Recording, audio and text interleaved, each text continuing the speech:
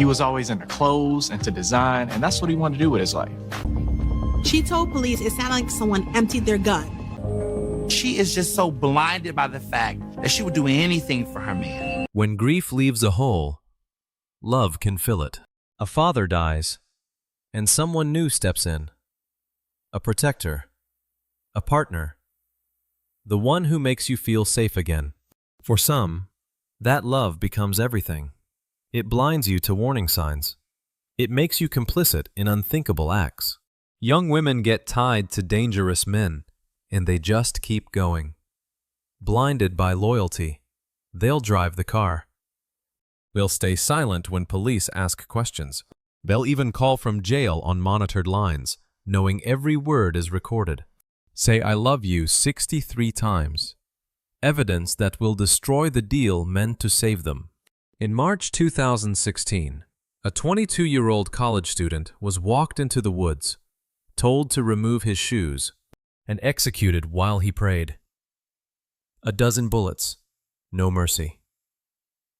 The getaway driver thought love meant loyalty. The law called it murder. This story begins with surveillance footage from a college campus on March 24, 2016. This story starts quietly, but it won't leave you unchanged. Before we continue, drop a quick comment for me. What are you doing while you listen? Driving, working, cooking, or winding down? Your presence here truly matters. Just a quick note. While this case is real, some scenes have been dramatized for storytelling. The facts, the people, and the tragedy are documented truth. A grainy frame frozen on a monitor. A young man mid-stride. Terror readable even in the blur. And in the corner, a license plate the detectives haven't noticed yet. Detective Cale and his partners in Pittsburgh Homicide stood in front of the screen, watching footage that showed everything and explained nothing. A boy running up a steep hill. Two figures chasing. A gray car circling back. Predatory. Patient. The timestamp read March 24th, 2016. The location, North Side, Pittsburgh, blocks from where it would all end. The plate's right there, one detective said, pointing to the corner of the frame. Corner of the screen. They'd get to it. First, they needed to understand what they were watching. Who is he? Someone asked. Nobody knew yet. The footage came from a surveillance camera that caught a chase, not a name. A boy running for his life. Two men behind him. A car that kept circling. The kind of tape nobody wants to watch because you already know how it ends. But rewind. Go back to when the boy on that screen had a name, a dream, a future that felt real. Savion Scott Ponder, 21 years old, was always into clothes and design.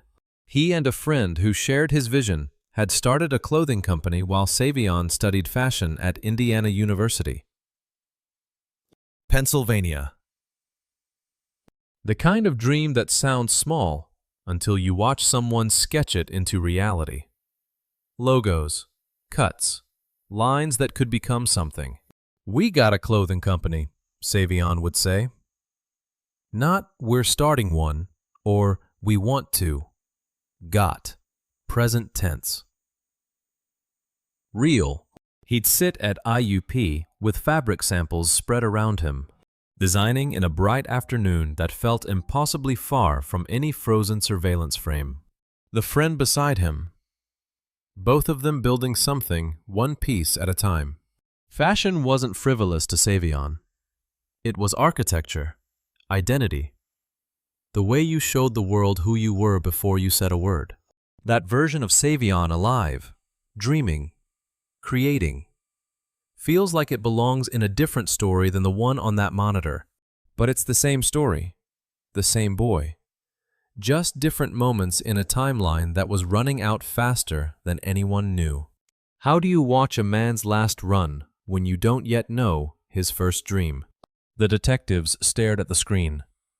The boy kept running. Frozen mid-stride, the two figures kept chasing.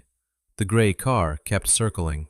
And in the corner of the frame, barely visible, a license plate that would name everyone involved. The driver, the chasers, the whole chain of choices that led to this moment. It would take the detectives 3 days to read that plate. 3 days of zooming, enhancing, cross-referencing. 3 days to get a name, an address, a lead that would crack the case wide open. It took Savion 3 minutes to run out of road. Keep that gap in mind. The machinery of justice versus the speed of violence. The plate was right there the whole time, waiting in the corner of a frame that had already recorded everything the detectives needed to know. They just didn't know what they were looking at yet. But first, the Woods had to give up a body no one had reported missing. The 911 calls came in fast. Gunshots, belts hoover, the wooded lot near the Monongahela, and patrol officers pushed through the brush, not knowing if the shooter was still there. The first officers on scene, responding to multiple 911 calls about gunfire in a secluded area known for trouble, moved carefully through the trees. A neighborhood resident who heard the shots told dispatch it sounded like someone emptied an entire gun into the woods. When officers found what they were looking for, they understood why. A young man lay face down in a pool of blood, shot over a dozen times in the torso and face. He was shot in the torso and in the face. The kind of violence that doesn't leave questions about intent, only about who and why. No ID, no phone, no wallet, and no shoes. Detective Cale arrived as the scene was being secured. He stood over the body, taking in what was there and what wasn't. 7 shell casings scattered in the brush. Someone had fired methodically. Reloaded maybe. Or a second shooter. The blood told the story of an execution, not a fight. The victim never had a chance to run. Or if he did, he didn't get far. But the shoes, that detail sat wrong. Why would someone take his shoes? One officer asked. Nobody had an answer. Robbery was the obvious guess. Shoot someone, take what they had, run. But you don't empty a magazine into someone over a pair of sneakers. And if you're robbing someone, you take the phone, the wallet, anything with value. Those were gone too, but they made sense. Shoes didn't. Nobody empties a gun over a pair of shoes. The missing footwear planted the first wrong seed in the investigation. It looked like robbery gone bad. Something impulsive and sloppy.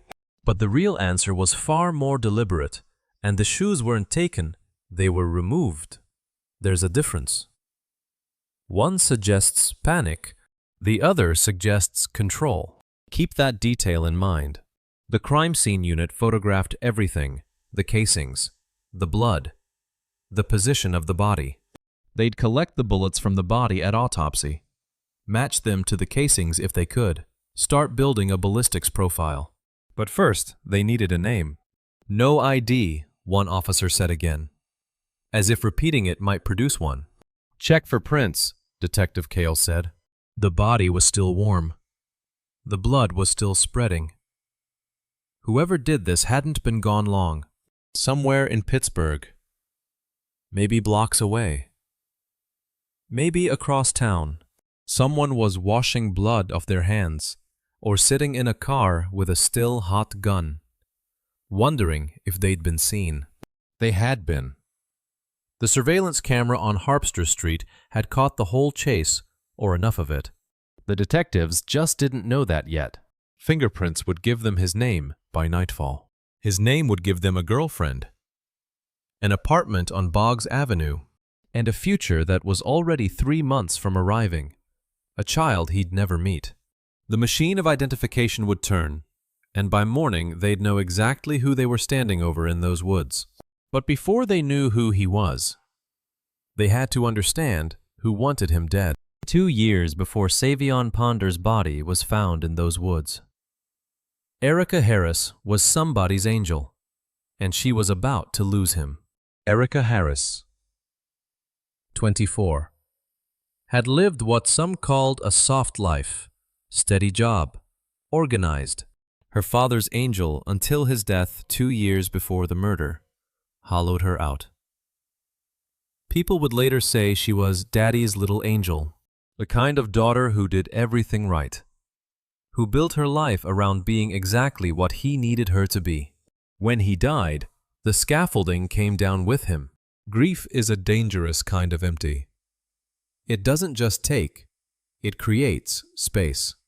Room for the wrong person to walk in and say, "You're safe with me," and for you to believe it because you're so tired of feeling like you're drowning. Mitchell Coles, 21, had a violent record, shootings, firearms charges, a life entrenched in street crime. But to Erica, he was the only thing standing between her and the void her father left. He wasn't unconditional love. He was need disguised as protection, control wrapped in the language of safety. When you're desperate to feel anchored again, you'll mistake an anchor for a life raft. "I'd do anything for you," she'd tell him, and he believed her. More importantly, he'd use it. The thing about losing someone who loved you without conditions is that it recalibrates your understanding of what love costs. Erica's father never asked her to prove anything. Mitchell asked constantly, not with words, always, but with presence. With the implication that his protection was a transaction, that her safety depended on her usefulness. How do you tell the difference between being loved and being needed? Erica couldn't. The man who had loved Erica unconditionally never made her earn it. Mitchell made her earn it every day, every favor, every drive. Every time she said yes when her gut said no, payment on a debt she didn't realize she'd taken on. Friends noticed. Family noticed. The soft life she'd built started showing cracks. Late nights, unexplained errands, a boyfriend with a record. But when you're grieving, and someone offers you certainty in a world that just proved nothing lasts, you hold on, even if what you're holding is dangerous. Erica traded the man who loved her for protection, for the man who would make her his instrument, and convinced herself they were the same kind of shelter. One kept her safe because she mattered. The other kept her close because she was useful. By March 2016, Erica had become someone who would do anything Mitchell asked. Not because he threatened her, because he'd built his entire relationship with her on one idea that she needed him.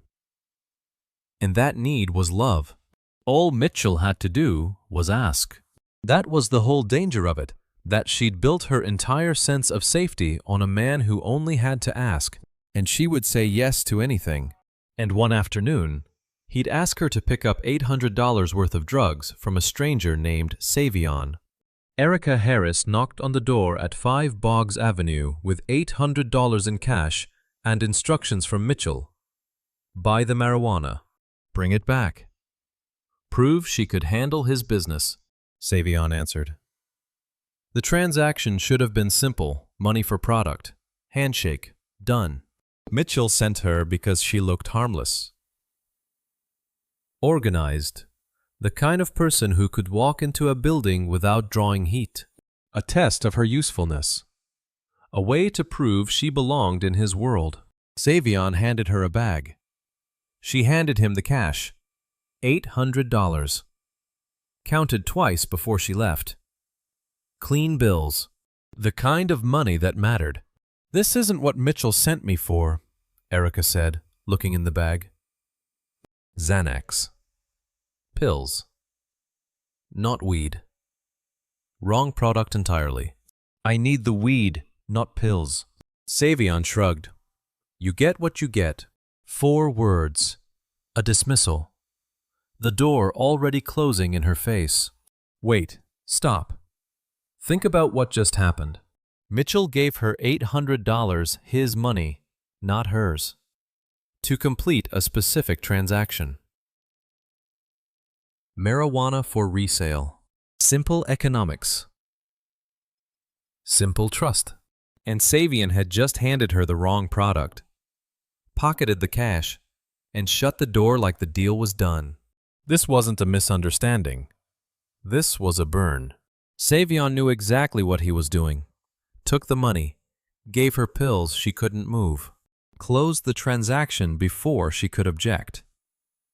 The kind of move you pull when you don't think there will be consequences.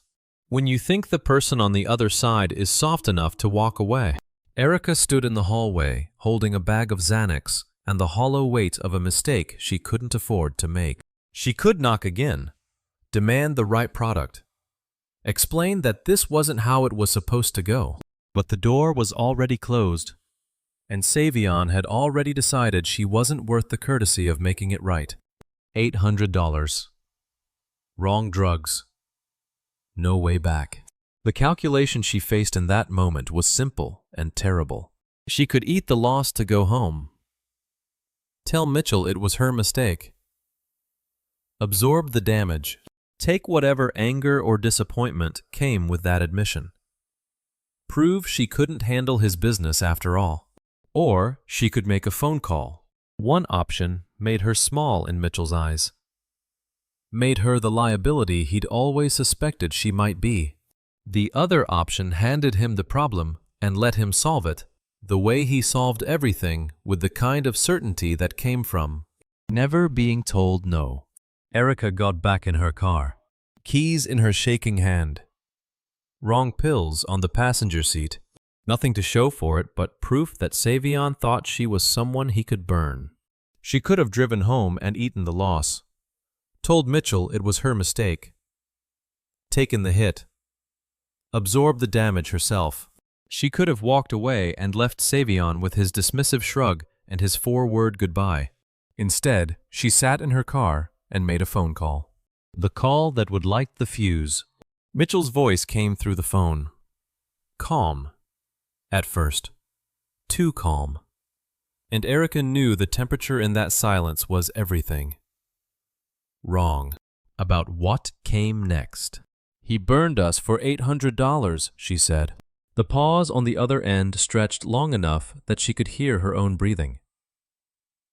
The sound of traffic. The weight of admitting she'd failed the test he'd given her. Wrong drugs. Xanax. He said you get what you get and shut the door. Another pause. This one colder. We're getting that money back. Every dollar. Not, we'll figure it out, or forget about it. Every dollar. The kind of certainty that didn't leave room for negotiation or walking away. The kind of certainty that meant Mitchell was already calculating what came next. And it wasn't going to be a polite conversation. Pick us up. We're handling this now. Us. Which meant he was already making another call. Mitchell hung up. 5 minutes later, her phone rang again with the address where Johnny Rains was waiting. Johnny Rains was Mitchell's longtime associate. They had a history together, including being shot in the same incident.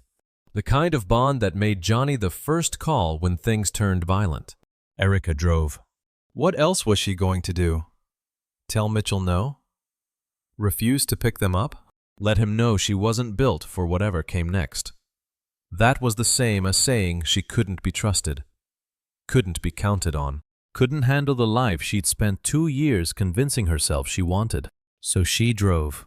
When she pulled up, Mitchell was waiting on the corner with Johnny beside him, both of them calm. Both of them carrying the kind of weight you don't see until you're looking for it. They got in Mitchell in the passenger seat, Johnny in the back. And the air in the car changed.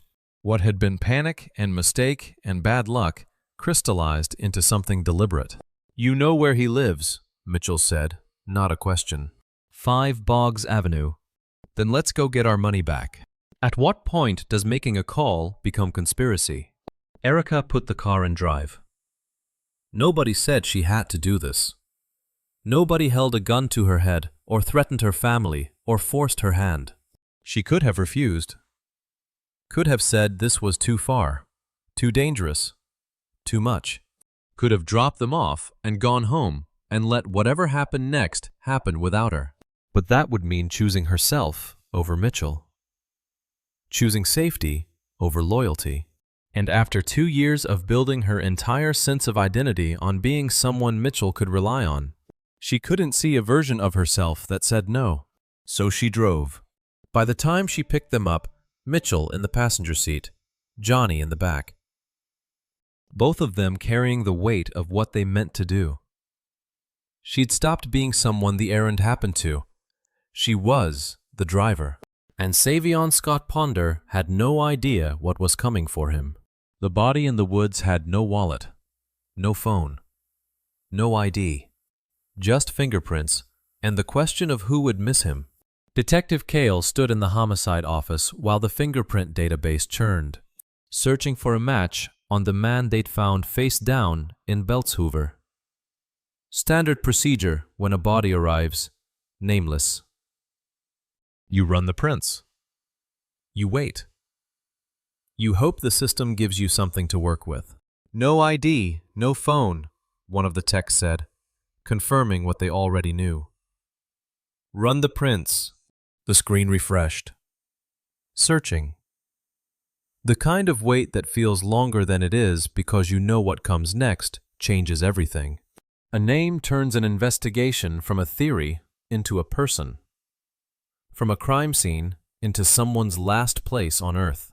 The database returned a hit. We got a hit. Savion Scott Ponder, 21. There it was. The stranger in the woods had a name now. And with that name came everything else a mother to notify. An address to check. A life to reconstruct from the edges inward. 21 years old. The kind of age where a person is still building toward something, still making choices that feel like they have time to course correct later. Except Savion ran out of time in those woods. A name turns a body into a person, and a crime scene into someone's last place on Earth. Detective Cale pulled up the file. Contact information for family. Last known address. Any priors that might tell them why someone would execute a 21-year-old and leave him barefoot in the brush. The database gave them mother's contact information. An address on Boggs Avenue, a mile and a half from where her son died. His mother's contact is in the system. Someone's got to make that call. The call no parent expects. The kind of conversation that starts with, "I'm sorry," and ends with a mother learning her son isn't coming home. Won't ever come home.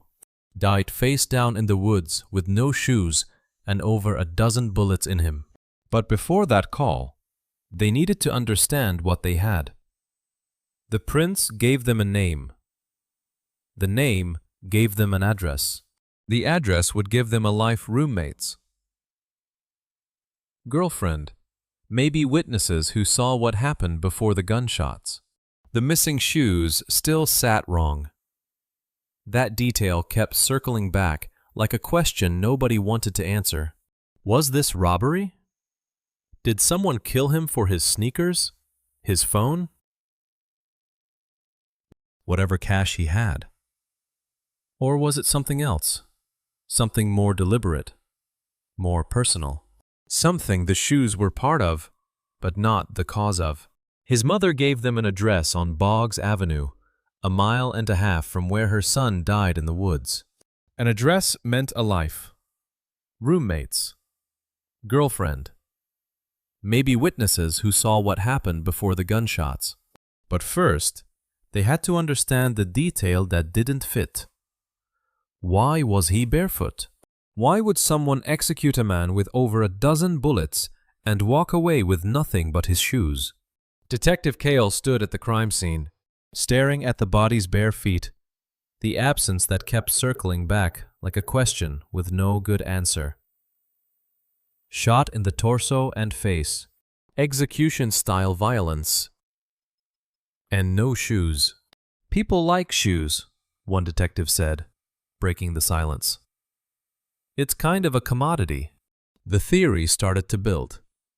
Expensive sneakers, Maybe. Limited edition. Couple $100 resale value. Street crime logic show. Someone something valuable. Take it at gunpoint. Deal goes bad. Trigger gets pulled. It happened. Not often, but it happened. Maybe he had expensive sneakers, got robbed. The theory felt almost right. Clean, simple. A motive the team could understand without diving into the messier questions about who Savion was and who wanted him dead. People like shoes, it's kind of a commodity. Robbery explained why a young man with no apparent enemies ended up face down in the Beltshoover woods. For about 30 seconds. The case leaned that direction. Then someone counted the shots. Over a dozen rounds. Into his torso. Into his face. The medical examiner would confirm the exact number later. But standing at the scene with 7 casings scattered in the brush and knowing more bullets were still in the body, the math was already clear.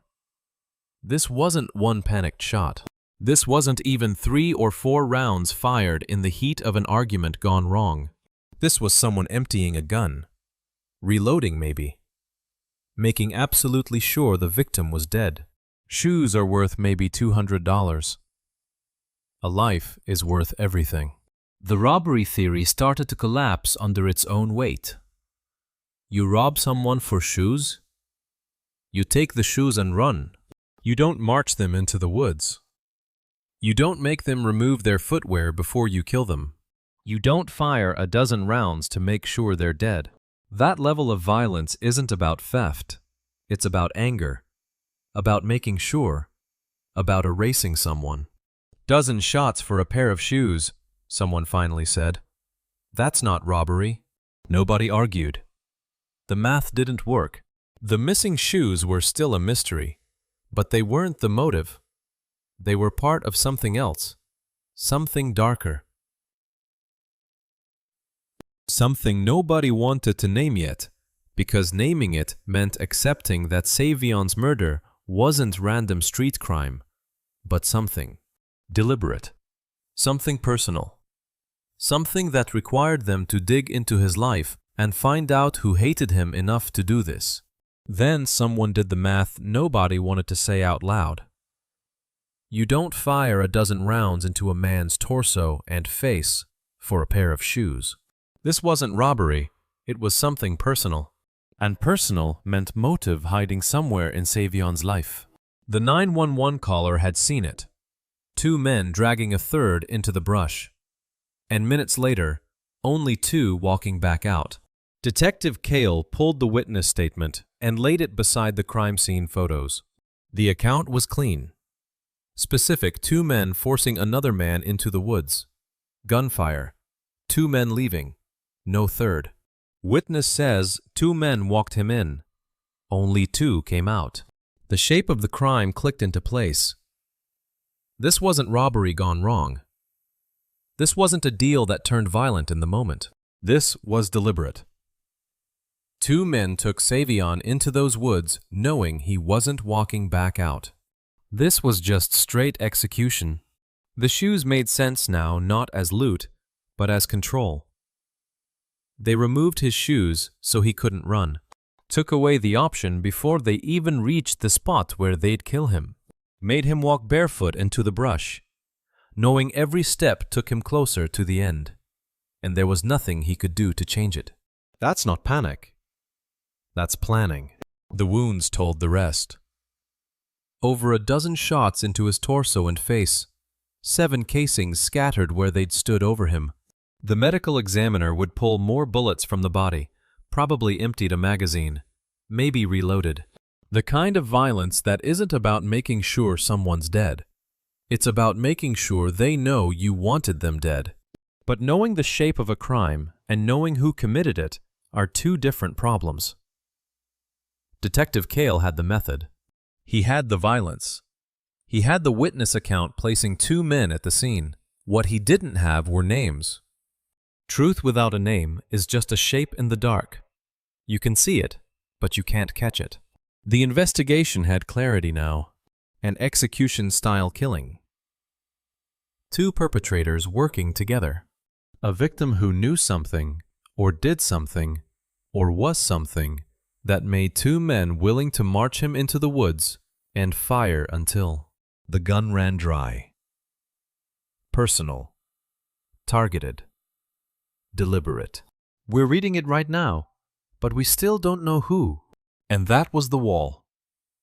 They had the crime reconstructed, the chase, the woods, the missing shoes, the execution. They had Savion's name and his mother's address.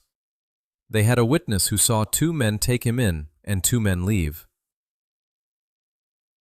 But they didn't have those two men's names. Didn't have faces. Didn't have a connection between Savion and whoever wanted him dead badly enough to do it this way. An execution needs a name attached to it. Someone angry enough, close enough, desperate enough to fire a dozen rounds into a 21-year-old. So far, the woods had given them 7 casings and a boy with no shoes. The address on Boggs Avenue was the next door to knock. The address from Savion's mother led Detective Cale to 5 Boggs Avenue, where a roommate opened the door already wearing the face of someone who knew. The roommate who shared the apartment. The last person to see Savion alive. The one who watched from the window as his friend climbed into a gray car. He'd been waiting for this knock. Avion's girlfriend, pregnant with his child, waiting at the apartment for him to come home from a knock that would never bring him back. Stood behind him in the doorway. When did you last see him? Yesterday. He went out to meet someone earlier. Came back with some cash. Detective Cale didn't need to ask what the cash was from. The roommate filled in the blank without prompting. Savion sold drugs on the side. Nothing major.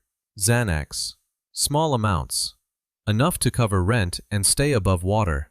The kind of side hustle that felt manageable until it wasn't. He seemed fine, the roommate said. Came back, we talked. Normal afternoon. Then what happened? There was a knock. He went outside. I looked out the window. The roommate described what he'd seen from that window, Savion walking to a gray Ford Focus parked on the street. The door opened.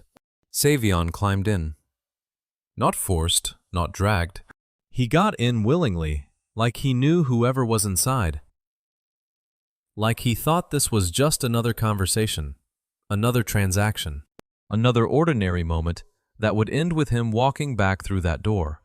That's the thing about the last moment. It never looks like the last moment. It looks like every other moment. Right up until it isn't.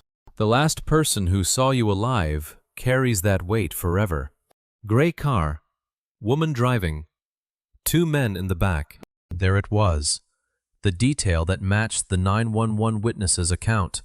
The shape Detective Cale had been waiting to hear confirmed. A gray car. 3 people. But the roommate added what the witness from the woods couldn't have seen from a distance. The woman behind the wheel. Did you see their faces? The roommate shook his head. Too far. But the car, it was a gray Ford Focus, newer model.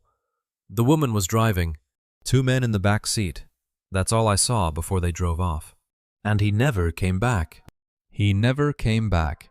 The pieces were aligning. Savion sold Xanax to make rent, small time, survivable, until someone decided it wasn't. A deal that went wrong. Or a deal that was never meant to go right. A knock at the door. A ride in a gray car with 3 people who knew exactly what they were driving him toward. A woman driving. It was the smallest word in the sentence, tucked between the gray car and the 2 men in back, and it would carry the heaviest sentence of all. But without a plate number or a name, a description was just a shape the whole city could fit. 2 witness accounts agreed on everything. Gray car, 3 people, woman driving. And none of it was enough. Detective Cale stood at the caseboard back at headquarters, staring at what they had. Victim identified. Cause of death clear. Witnesses confirming gray Ford Focus with 3 occupants, a woman behind the wheel, 2 men in back. Execution-style killing. Drug deal motive. Suspects who knew the victim well enough to get him into that car willingly. 2 accounts, same car, same setup. Were close. Close. That was the problem. They were close in the way that tells you you're right, but doesn't give you anything you can use. Close doesn't get you a warrant. Close doesn't get you an arrest. Close just tells you how frustrating it is to know exactly what happened and have no way to prove who did it.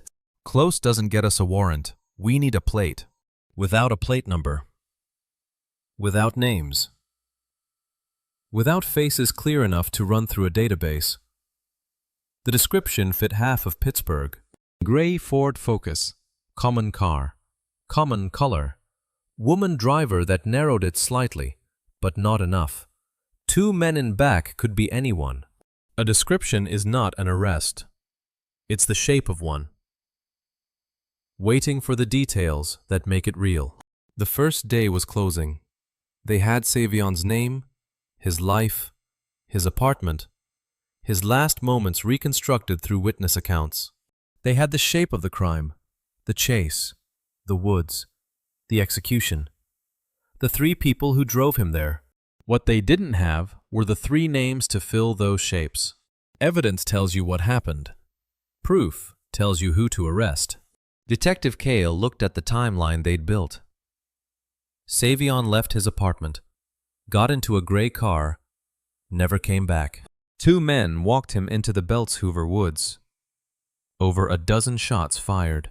Body found with no shoes, no ID. Nothing but fingerprints that gave them his name hours later. Start checking surveillance cameras near Boggs Avenue. Someone had to catch it. It was the most ordinary solution to the most common problem in homicide work. You have witnesses, but no suspects.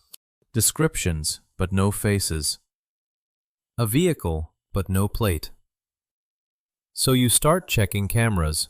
Business security systems. Traffic lights. Residential doorbells. Anything pointed at a street where a gray Ford Focus might have driven past. Most investigations don't break on dramatic confessions or brilliant deductions.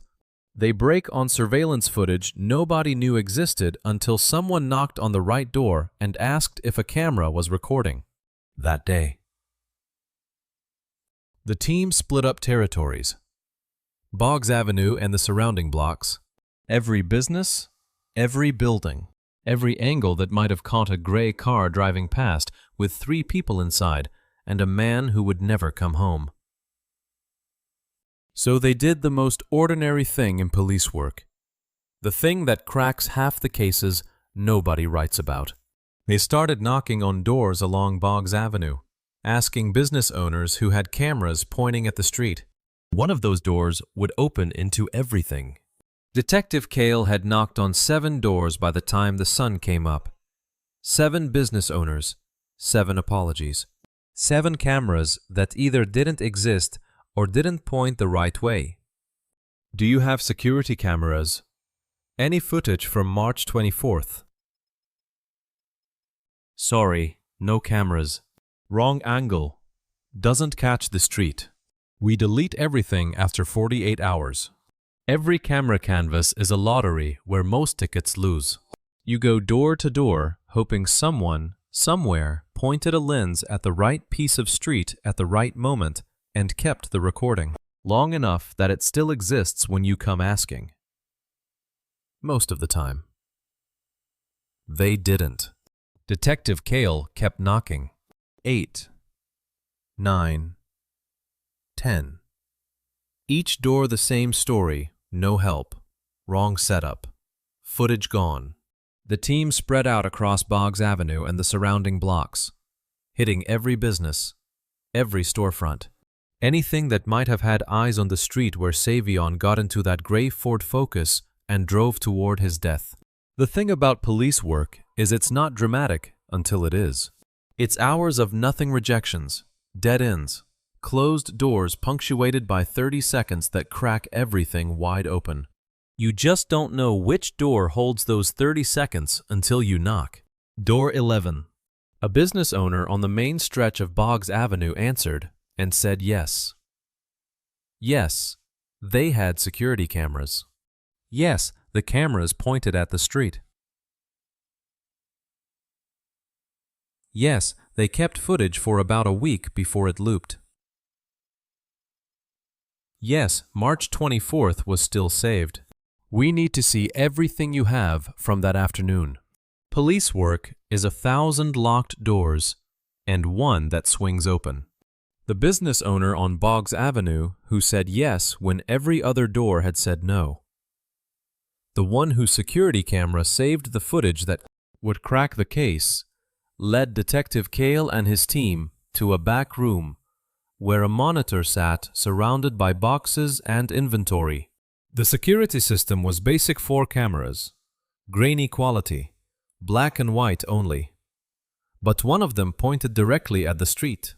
The exact stretch where Savion's roommate said he'd watched his friend climb into a gray car and never come back. The tape queued up. March 24th, afternoon. The business owner scrubbed through until the timestamp matched what they needed, the window when Savion left his apartment. When witnesses saw a gray car on Boggs.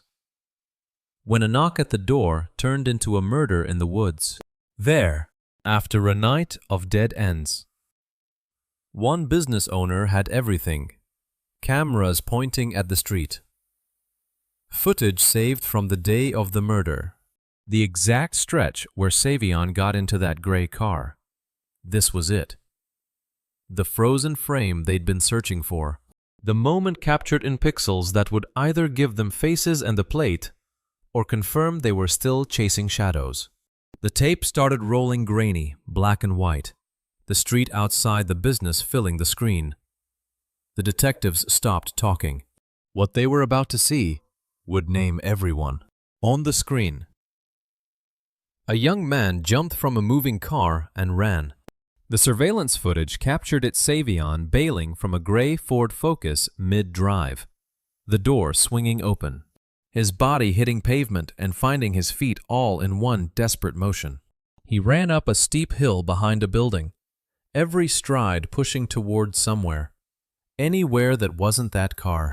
He's running! Look at him run! The detectives watched the footage play out in grainy black and white. Terror was readable even through the low resolution, the angle of his body leaning forward. Arms pumping, head down like a man who knew what was chasing him and what would happen if they caught him. 2 men jumped out of the car and split up, one on each side of the hill, flanking him. Coordinated, deliberate. Not panic, not impulse. A hunt. 2 men chasing. Third stayed in the car. The third person the driver circled. The car moved up the street, cutting off his escape route at the top of the hill. However, was behind that wheel wasn't just driving. They were coordinating the trap, making sure Savion had nowhere to run that didn't lead back to the men closing in. Savion reached the top of the hill. The car was already there, waiting. He turned, tried another direction. The 2 men converged. They caught him. Right there. They were watching the last 3 minutes of a 21-year-old's life, preserved forever on a camera he never knew was there, before the license plate number resolves into a name. Are you still watching? Comment A if you think the driver knew what was about to happen, or B if you think she was just a ride. Add one short reason so we can see where this goes. Please note some details ahead are dramatized for narrative clarity, though the core facts remain documented. The footage kept rolling, Savion between his captors, being walked back down the hill toward the car. The resignation in his posture said he knew. Whatever deal he thought he could make, whatever words he might say to change what came next, none of it would matter. They weren't walking him back to talk. Zoom in on that plate, right there, corner of the frame. The camera angle had caught it. The license plate visible in the corner of the frame when the car turned. Clear enough to read. Clear enough to run. Detective Cale leaned forward as the tech enhanced the image, pulling the numbers into focus. They ran it through the system. We got the license plate of her car, and that's how we identified her. The plate came back to a name Erica Harris, 24 years old. The system pulled up her information address. Employment history. Driver's license photo. A woman with a steady job and no criminal record.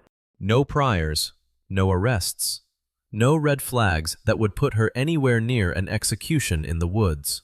Erica Harris, 24, no priors. What's her connection? On paper.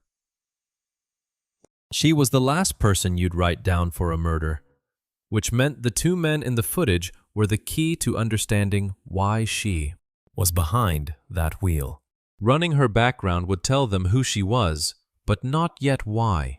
The background check on Erica Harris came back so clean it almost hurt to read. Detective Cale pulled up her file. Employment history. Steady. No criminal record. No red flags. The kind of person who paid bills on time. Showed up to work. Lived the life that left no trace in police databases because there was no reason for it to. She's got nothing. Not even a speeding ticket. That was the problem. The woman driving the car in that surveillance footage. The one who circled to cut off Savion's escape, who coordinated a hunt that ended in execution, shouldn't have been someone with an ordinary job and zero priors. People like that don't usually show up as getaway drivers in murder cases. They show up as victims. Witnesses. People who call 911 when they see something wrong. But Erica Harris was behind the wheel. The license plate proved it. The footage showed it. And her background check made absolutely no sense in the context of what she'd done. The second face from the surveillance tape took longer to identify. Detectives pulled frames, enhanced images, ran them through facial recognition until one of the men chasing Savion resolved into a name. Mitchell Coles. 21 years old, but his record read decades older. Violence wasn't new to him. It was a pattern. Prior shootings, firearms charges, the kind of criminal history that stacks up when someone doesn't just cross the law once, but lives adjacent to it. Mitchell Coles had been arrested before. He'd been shot before an incident where he and another man were both wounded in street violence. He wasn't the person you'd be surprised to see on a murder tape. He was exactly the kind of person you'd... This was just straight execution. Detective Cale laid them side by side on the desk, Erica's file thin, almost weightless. The summary of a life lived within the lines. Mitchell's file thick with prior arrests, incident reports, mugshots that tracked years of contact with law enforcement. One of them fit the crime. The other one didn't fit anything. How does someone like her end up driving for someone like him? That was the question haunting the case now. Not who killed Savion. The footage made that clear. Not how they did it. Witness accounts and evidence reconstructed the execution in detail. The question was, why Erica Harris? A woman with no criminal past and every reason to stay far away from violent men. Was the one behind the wheel when two men hunted down and murdered a 21-year-old in the woods. Detective Cale's finger traced down Mitchell's arrest record, entry after entry, charge after charge. Firearms, assault. The kind of history that said violence was a language he spoke fluently. And somehow, Erica Harris had ended up as his driver. They knew the driver's name. They knew the shooter's face. But they still didn't know the third man, and that answer would come from the last place they expected. The gray Ford Taurus was parked in front of a duplex on the north side, exactly where the registration said it would be. No attempt to hide it. No attempt to flee. Detective Cale stood beside his unmarked sedan and watched the front door, waiting for movement. waiting for the moment when everything either escalated or resolved. In his experience, arrests went one of two ways: quiet surrender or chaos. There was rarely middle ground. Two uniformed officers flanked the entrance. Cale nodded, and one of them knocked 3 sharp raps that echoed down the empty street. A woman answered, mid-20s, hair pulled back, eyes that went wide when she saw the badges. "Erica Harris," Cale asked. She nodded. "You're under arrest for the murder of Savion Scott Ponder." She didn't run, didn't scream, didn't ask what they were talking about. She turned around, hands already moving behind her back, and let them cuff her without a word. That kind of compliance usually meant one of two things. Either she'd been expecting this, or she'd already decided what story she was going to tell. Mitchell Coles was 3 blocks away, asleep on a couch in his cousin's apartment. When the police kicked in the door, he woke to the barrel of a Glock pointed at his face and the command to show his hands. He complied. No heroics, no last stand, just a man who understood when the game was over. They pulled him off the couch, cuffed him, and walked him out in his socks. 2 arrests, 0 shots fired. The violence was already done. At Pittsburgh Police Headquarters, Erica and Mitchell were processed, separately, photographed, fingerprinted, read their rights.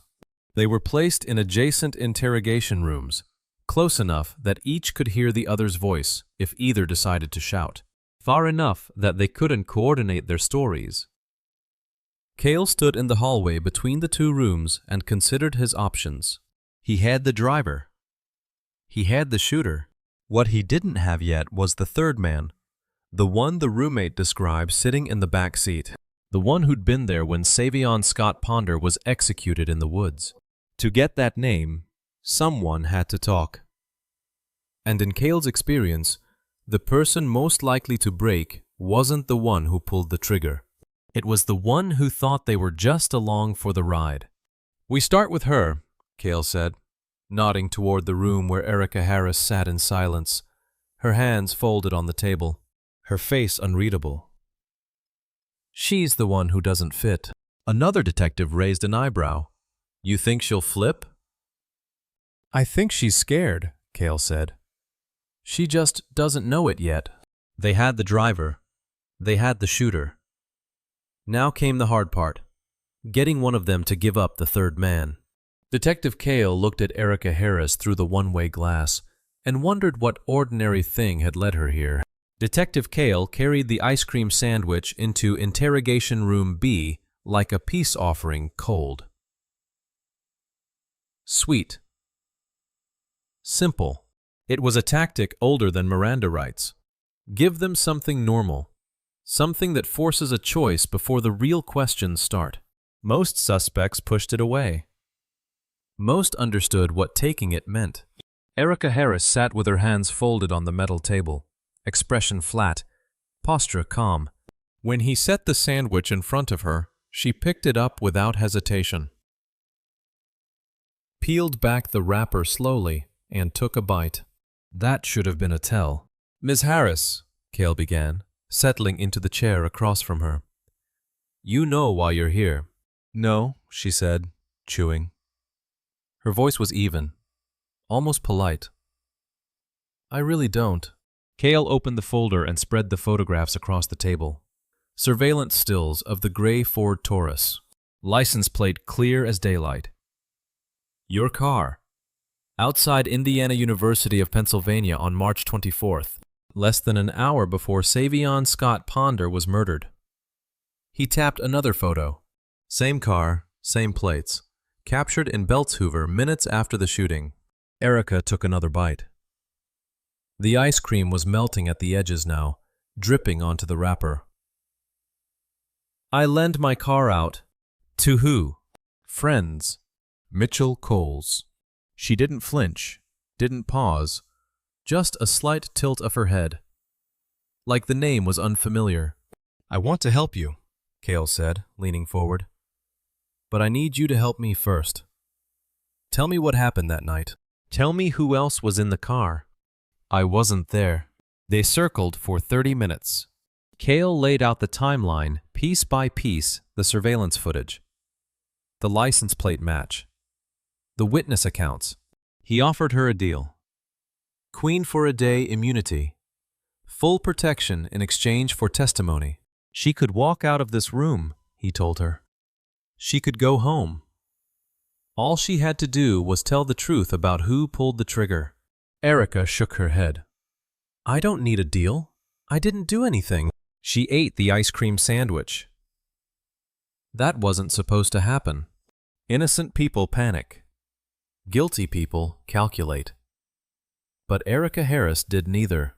She sat there with crumbs of chocolate wafer on the table. Hands folded again.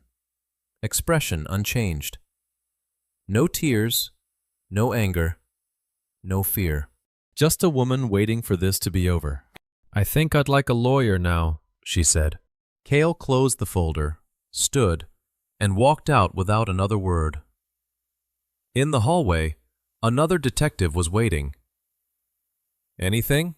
Nothing. Cale glanced back at the one-way glass. Erica sat motionless, staring at the wall. She's not breaking. Coles is.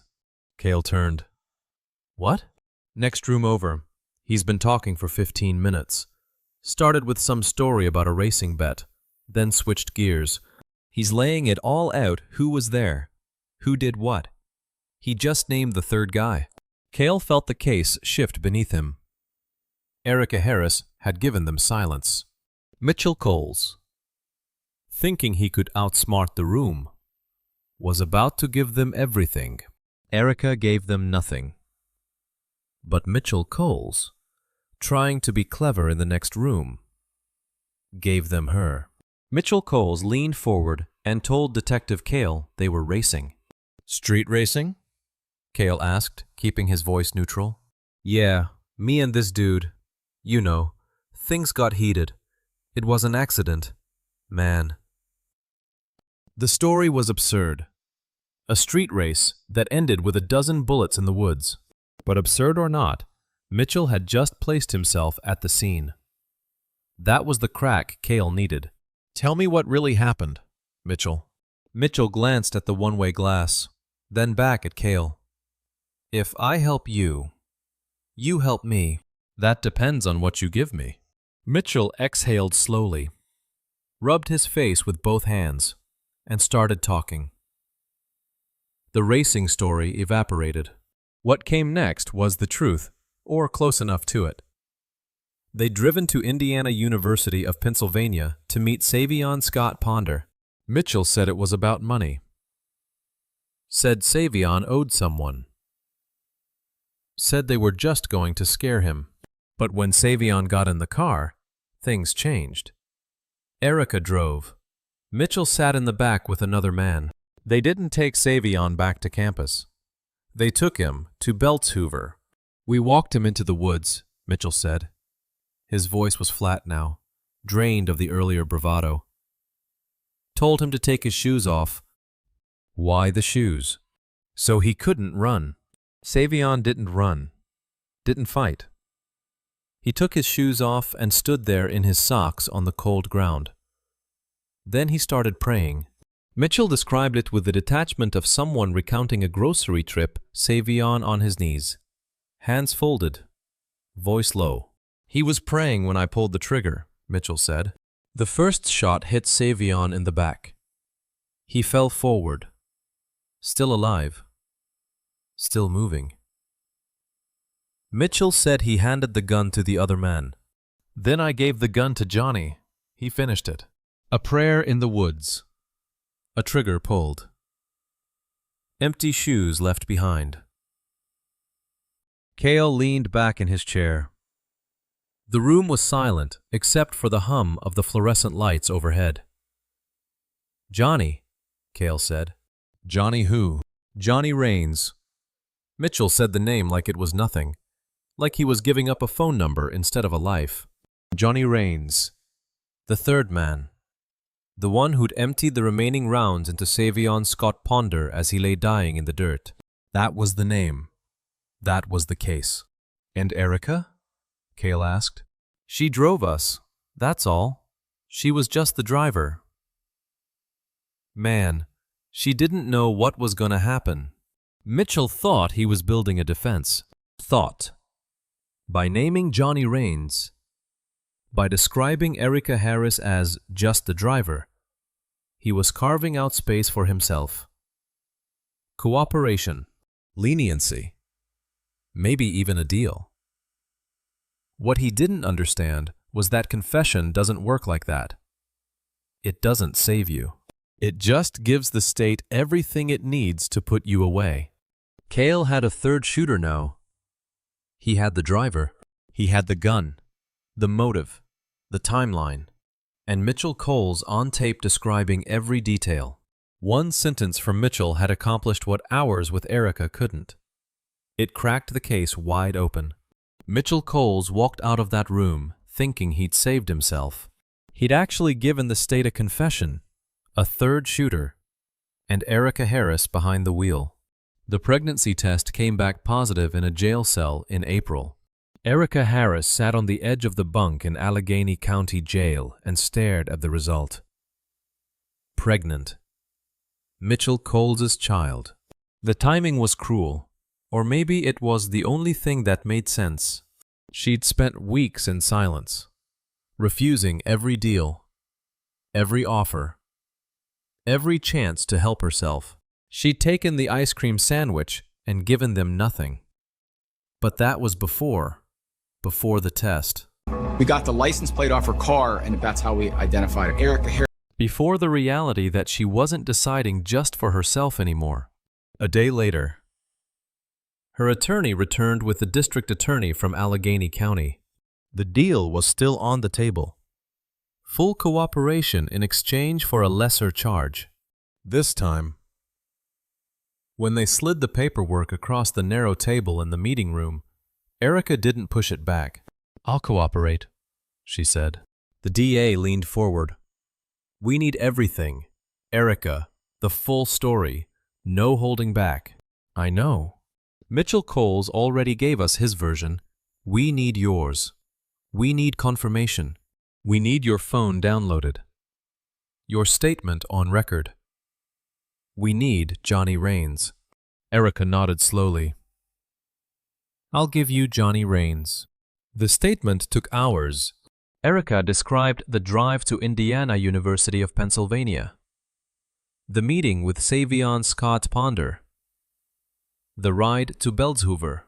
She confirmed Mitchell's account, the woods, the shoes, the gunshots. She named Johnny Rains as the third man, the one who'd emptied the remaining rounds while Savion lay dying. Her phone was downloaded. Every text, every call, every piece of digital evidence handed over.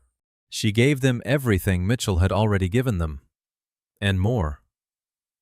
Corroboration, confirmation, the final piece. A life growing, a life taken, both tied to the same men. The DA reviewed the statement, nodded, and prepared to close the file. "We'll draft the plea agreement. You'll testify if needed. Full cooperation. Reduced charges. You'll serve time, but not what you'd face otherwise." "One condition," Erica said. The DA paused. Conditions were rarely simple. "What?" "I don't want contact with Mitchell." The room went quiet. Her attorney glanced at her, surprised. The DA frowned. "No contact. No calls, no visits, no letters, nothing." "That's it?" the DA asked. "You're not asking for a lighter sentence, early parole, anything else?" "No." Erica's voice was flat, final. "Don't call him." The request was strange, almost impossibly specific.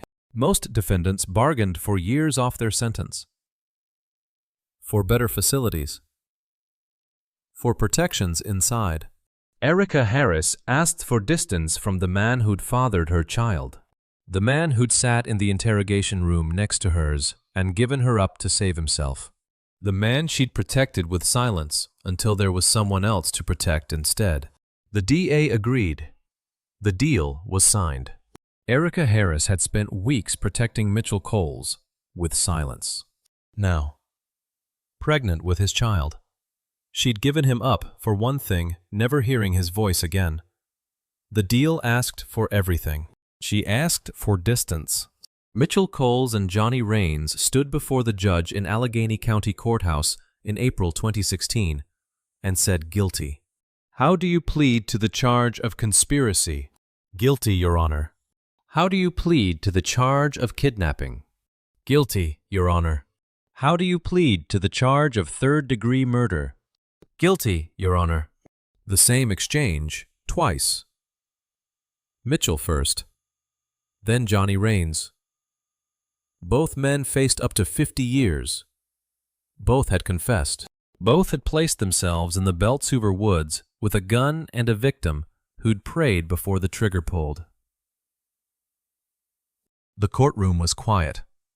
No outbursts, no drama. Just two men admitting what they'd done and a judge noting it for the record. Erica Harris wasn't in that courtroom.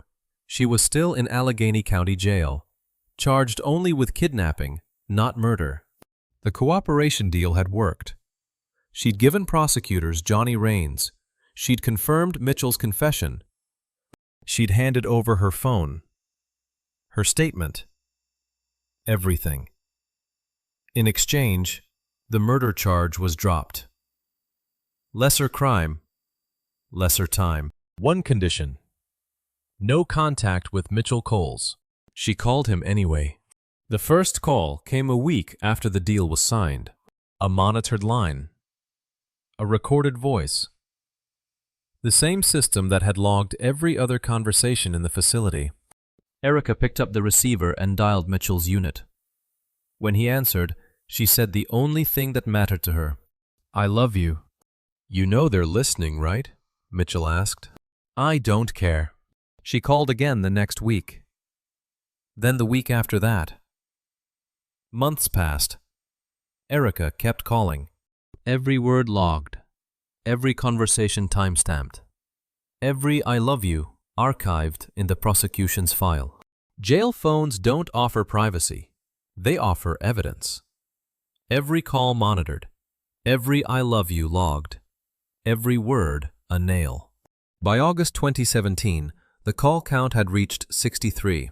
The judge presiding over the case received the report from the district attorney's office and reviewed the phone logs. 63 calls in 16 months. 63 violations of the no-contact order that had been the sole condition of Erica Harris's cooperation deal. The deal that had kept her from facing a murder charge. The deal she'd destroyed one phone call at a time. In the courtroom, Erica stood as the judge read the findings aloud. I remember me and Detective Kale were like, man, nobody's taken the ice cream sandwich before. 63 calls in violation of the no-contact order, the judge said, voice measured and final. The Commonwealth moves to upgrade the charge to third-degree murder. Erica's face went pale. She looked genuinely shocked, as though the number couldn't be real, as though she'd forgotten about the phone in her hand every time she dialed his number. Forgotten that jail lines record everything. Forgot that prosecutors keep track. Forgotten that love doesn't erase murder, it just complicates the sentencing.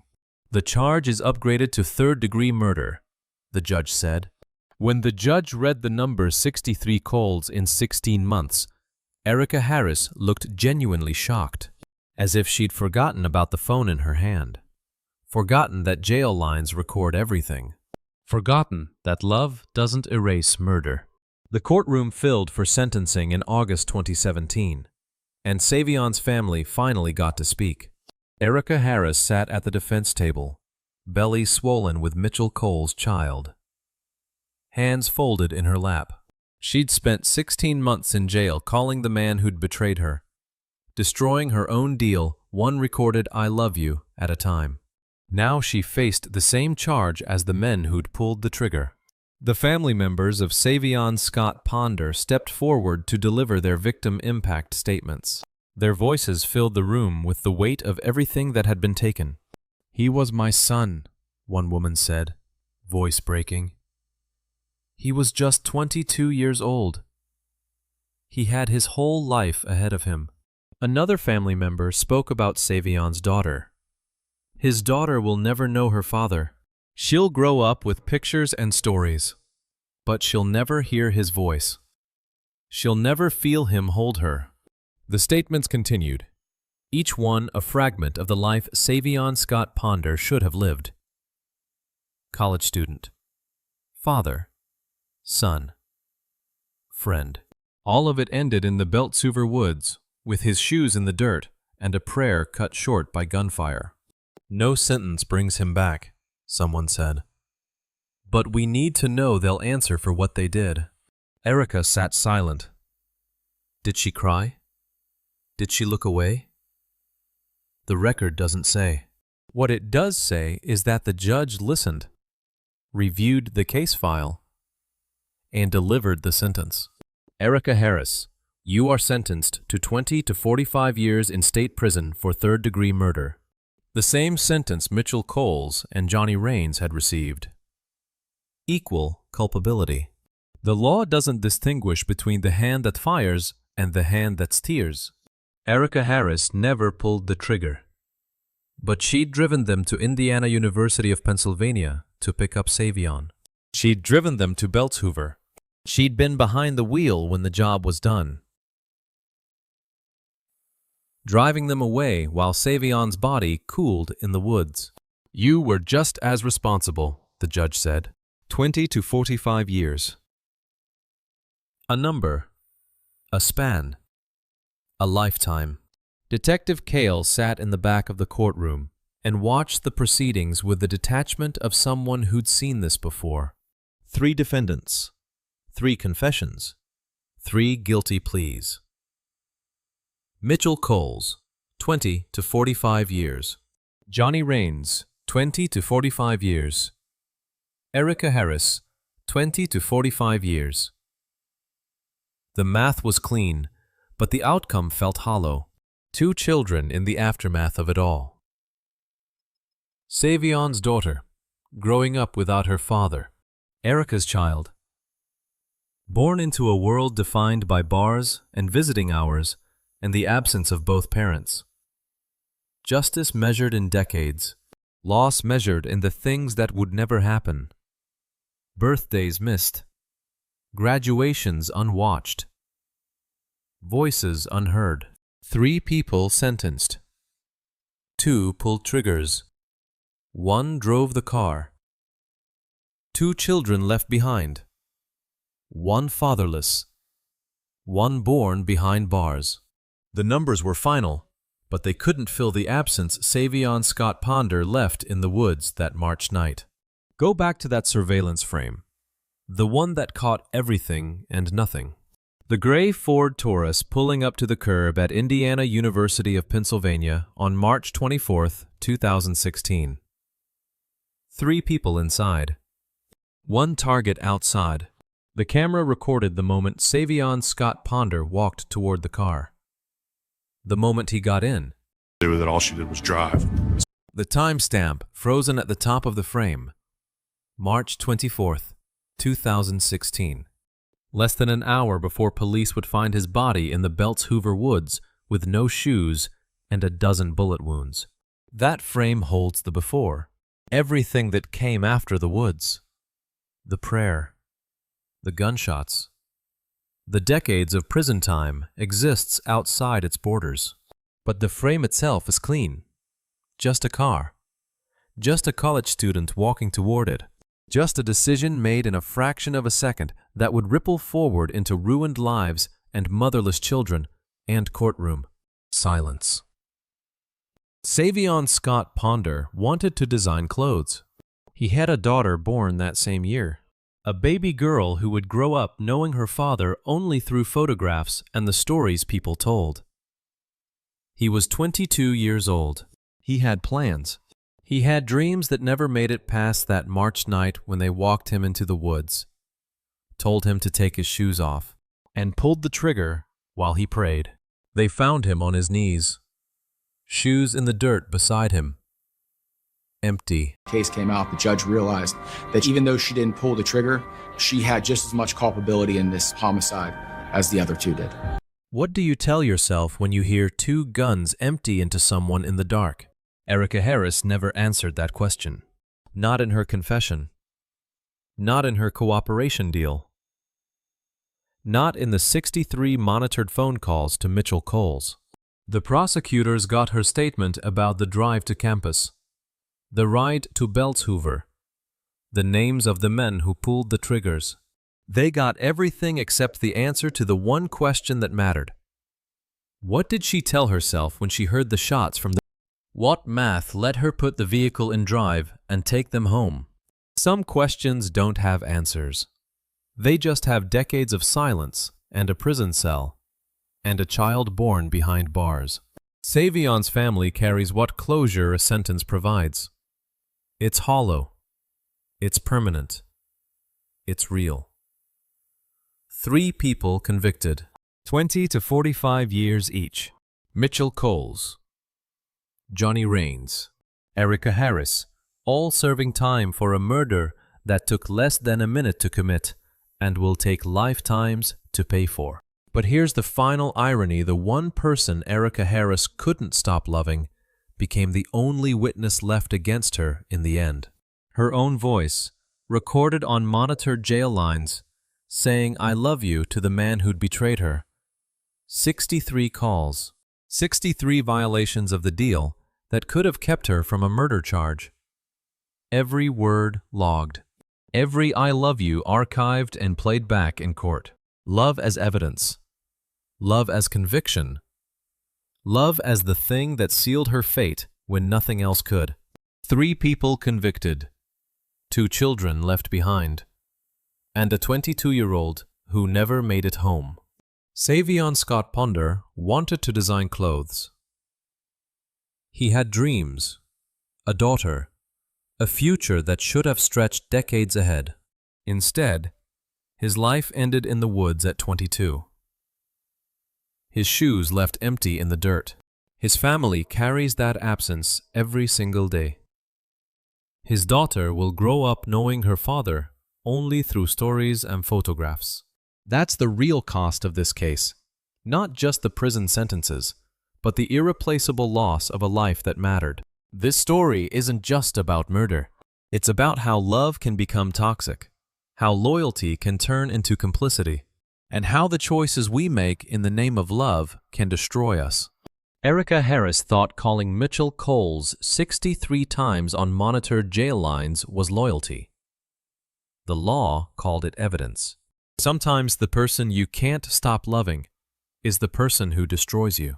And sometimes justice comes not from confessions or forensics, but from someone sealing their own fate, one recorded "I love you" at a time. If this story moved you, please take a moment to like and subscribe. Drop a comment below. What stood out most to you? Was it the 63 calls? The empty shoes? Or something else? Share this video with someone who needs to hear this message. Your engagement helps these stories reach the people who need them most. Thank you for listening to the end. This story is based on a real case that devastated a family and a community. Some scenes have been dramatized for storytelling, but the facts, the people, and the tragedy are documented truth. My deepest respect goes to Savion Scott Ponder's family and all those affected by this loss. Rest in peace, Savion.